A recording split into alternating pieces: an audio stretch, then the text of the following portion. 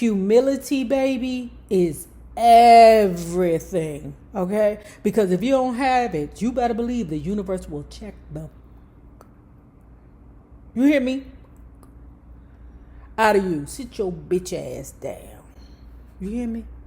Don't ever get too comfortable. Oh, my life.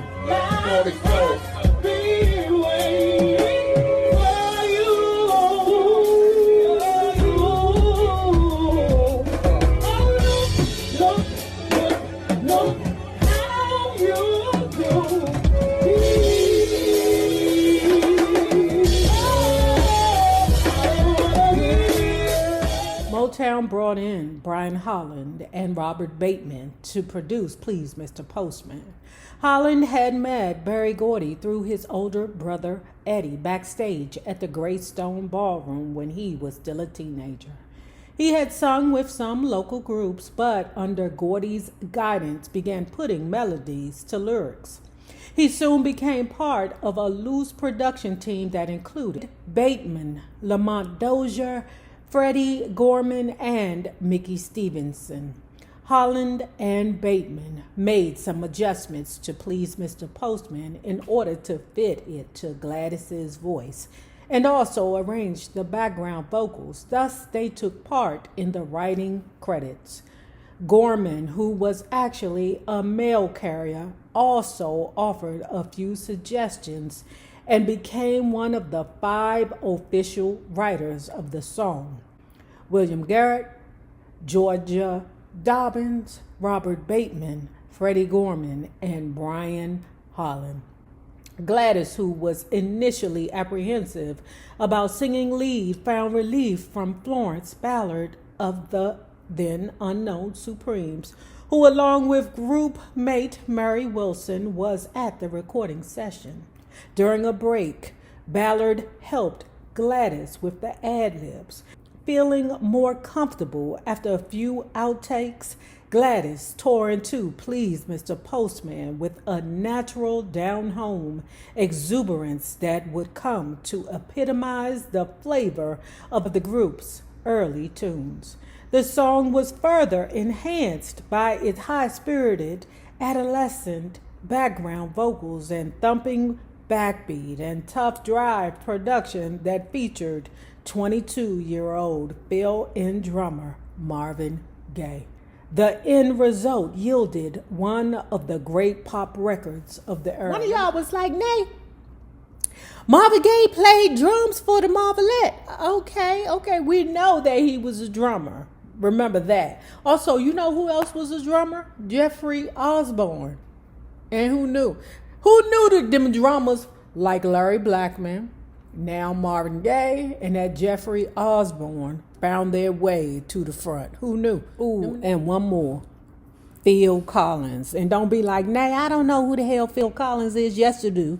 I can feel it coming in the air tonight. Oh, Lord. That Phil Collins. And then just back there, strong as hell at the top and lush and plush at the bottom. They call that a drummer's body. Okay, who knew? Please Mr. Postman was issued August 21st, 1961 and entered Billboard's Top 100 on September 4th. A week later, the song debuted on the R&B chart. Please Mr. Postman moved steadily up the R&B chart until it toppled Lee Dorsey's Yaya to reach number 1 on November 13th, a position it would hold for 7 weeks. The song would also sit atop the Cashbox Black Contemporary Singles chart for 6 weeks. However, on the pop listing, it did not make as smooth of a climb. Postman inched up to 79 and fell to 81. It surged again, reaching number 30 and fell to 33. After some additional promotion, Postman jumped to number 19 and would crack the top 10 2 weeks later. Please Mr. Postman reached the apex of the Billboard Pop chart on December 11th, 1961, 15 weeks after it entered the chart, taking longer to reach the number one position than any record that had come before it, and gave Motown its first number one pop single. This was a remarkable feat for a black-owned recording company with black artists. We were into or going into the Vietnam War. How relatable was that song at that time? Oh my gosh. Not even that's right, Lulu. Not even considering the fact that at this time, a lot of people are losing their sons and their boyfriends and their husbands to Vietnam. And please, Mr. Postman is so relevant, or is it relevant? Okay, whatever it is, for the time that I'm not even thinking about how that song affected the women, how the song was so relatable for the women who were watching their lovers, because we didn't have women in the military then. They do now. But then you're watching the back of your man's head get small. Going over there to the Vietnam. And them niggas was lying about their age. Okay, because my stepfather, I think he went over to Vietnam at 16. You could lie about that. You're 16, answer yes. I want to go over there and meet some Vietnamese vagina. Them young men going over there to the Vietnam thinking that they was going to lose their virginity and ended up losing their mind. It's about a teenage girl losing her boyfriend to a war a million miles away. We were all surprised when Postman hit so big, relates Katherine. The most surprised was Motown. But then again, hindsight is that there was a lot going on when Postman was released. We were into or going into the Vietnam War. We had a lot of young men that were leaving home for the first time, going into the military, and of course, some never returned. The timing of Postman was excellent. The chain of events happened at breakneck speed for the girls.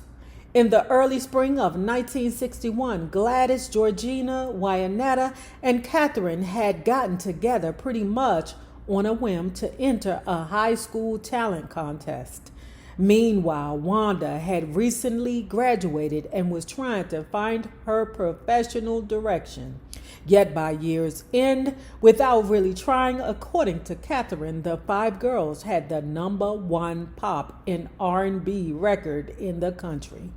Everything happened so fast, understates Gladys. Despite being at the top of the charts, the Marvelettes remained humble, perhaps unable to fully appreciate their feat because it came without years of struggle. Humility, baby, is everything, okay? Because if you don't have it, you better believe the universe will check the you hear me? Out of you. Sit your bitch ass down. You hear me? Don't ever get too comfortable. We just weren't big braggers. One day, Donna Ross came to me and said, "Hey, you've got the number one record in the country, and you're so humble. How can you remain that way?" I'd be jumping all over the place and telling everybody I was this and I was that. It was great that we had the number one record out, and I should have been the one who was happy. I was in a foster home. I didn't know what I was going to do next if it hadn't been for the record. I just kept a level head, and that's just one trait that the Marvelettes had. We've always been able to keep a level head about any and everything. We were just thankful, and that was it. The Marvelettes may have been grounded.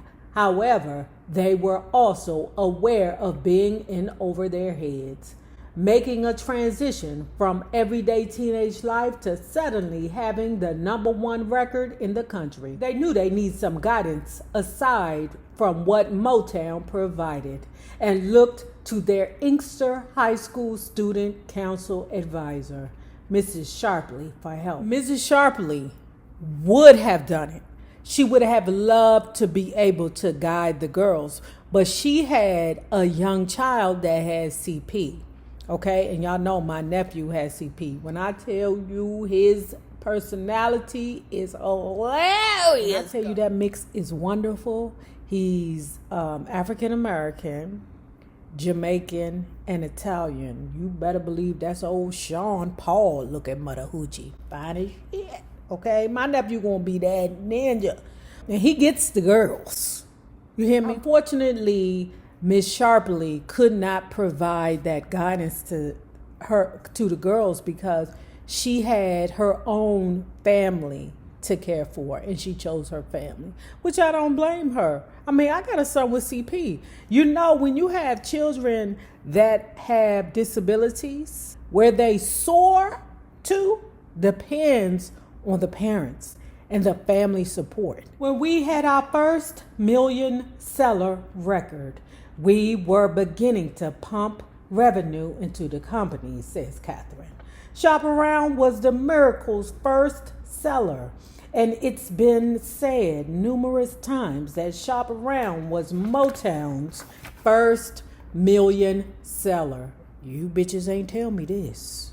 We done read too many books for y'all to have not told me this, that Motown's first number one was, wait a minute, Mr. Postman, not that Shop Around. Okay, but you know Bertie Gordy like to lie a lot, and he'll say anything to get you on board with the bullshit. Hence he is Sagittarius. That's what them niggas do. However, Shop Around, and it's been documented in trade magazines, was not. Please, Mr. Postman was the first million-seller record. Shop Around had begun to drop on the charts, and it never did go to number one pop. It dropped, and then after Please, Mr. Postman began to climb up, so did Shop Around. Baby, when I tell you, that's just the way the world works. When you got something that's soaring, you better grab that motherfucker so that you can soar with it. I believe because it had ignited interest with Please Mr. Postman, people started checking for other songs related to Motown. You better grab the mother. Dropped, and then after Please Mr. Postman began to climb up, so did Shop Around. Therefore, Motown had the Marvelettes, Please Mr. Postman, and they had the Miracles, Shop Around. And that's what really helped keep the company afloat. So we know that Berry Gordy has extreme loyalty to Smokey Robinson, because Smokey the Robinson had came to him and apologized. Okay, let me back it up. So anyway, Berry Gordy was like, I believe in you and the Miracles, but the Miracles was disappointed in what Berry said he could provide and help them with. The Miracles was tearing that ass up in the car, and Berry Gordy is soaking. Later, Smokey Robinson felt bad because he did not defend Berry Gordy. When Berry Gordy and him was alone, Smokey Robinson said, my bad, man. I should have defended you.